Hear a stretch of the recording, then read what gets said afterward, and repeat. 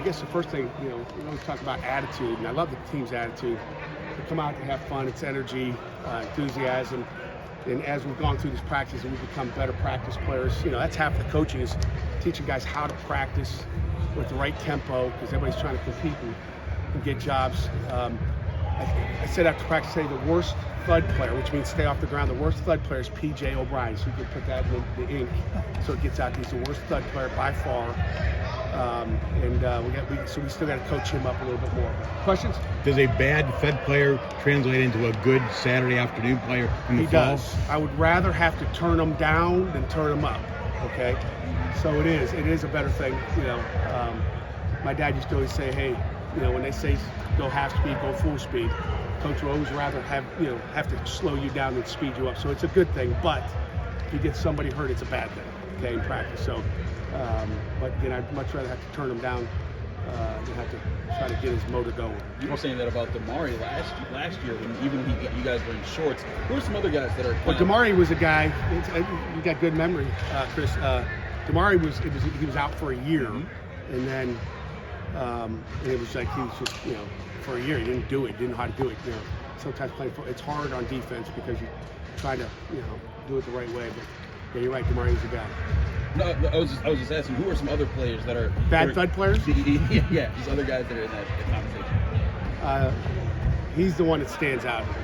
Everybody else is once in a while. PJ's like every 2 plays. It's like stay up.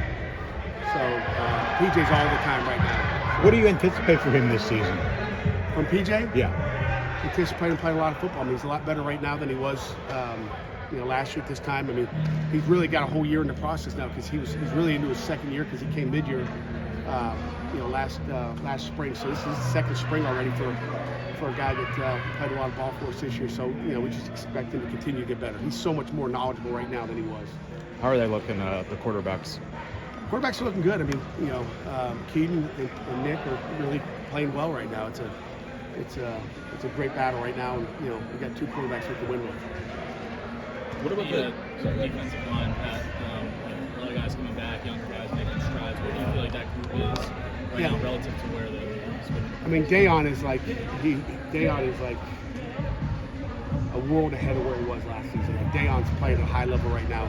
And if I had to say there's another bad thud player, it's Dayon, because he had a bad thud yesterday and caused a little one-on-one scrap.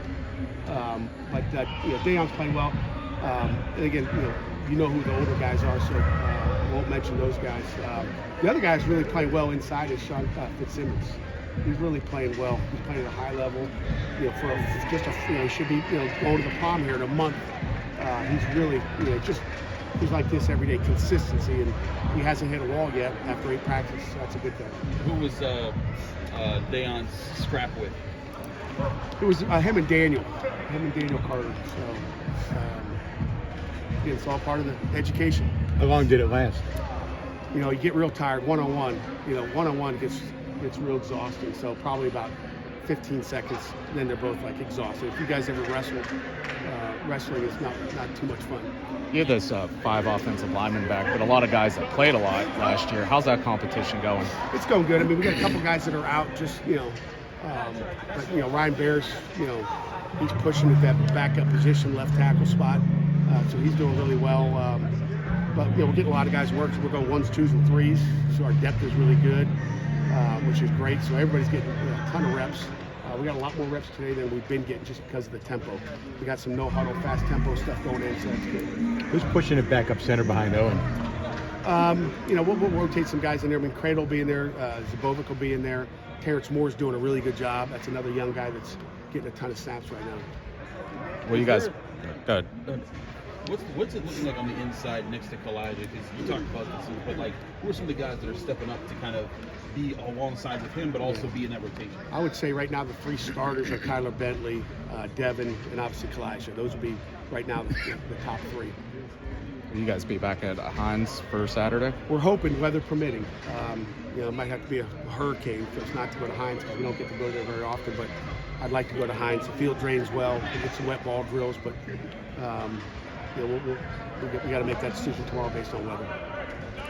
So we'll either be at Hines or we'll be indoors. Good? Probably a premature question, but Probably. Next question. when do you plan to declare a quarterback? I don't know. I haven't thought about it. Haven't thought about Just it? waiting for it to. I love the competition, and we'll see. I mean, like I said, we got 2 good ones. Anybody else with any more premature questions?